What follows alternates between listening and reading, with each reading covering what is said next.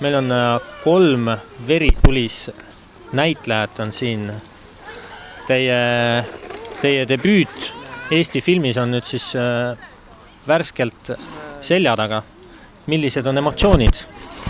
Väga head emotsioonid on, et rahvast on palju ja lasti meil kohe ka osa võtta, et väga head emotsioonid on.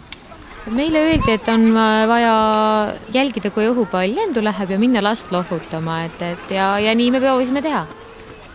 Kas oli ka see kehastumine oli kuidagi raske või tuli midagi juurde võtta?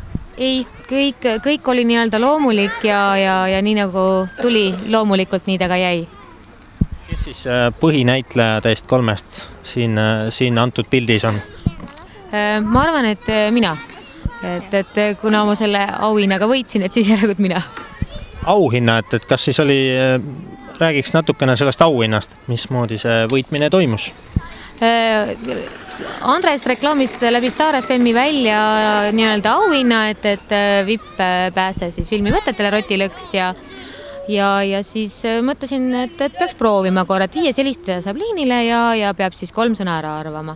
Ja reedsel päeval see oli, et hommikul ma siis proovisin ja üllatust olingi 5. Ja Allan Roosi lehega arvasime need 3 sõna ära ja nii ma siin olen. Kuidas on lood siis näitlemisega, et täna oli filmiroll, aga et on ka võib-olla varasemaid kogemusi olnud? Jah, et varasem kogemusest on koolist ja on ka üks massivõtetest, olen ühes teatrietenduses olnud ja olen ka olnud kunagi omal ajal modellikooliga on tehtud etendusi, kus on tantsuetendused. Et käsi on valge.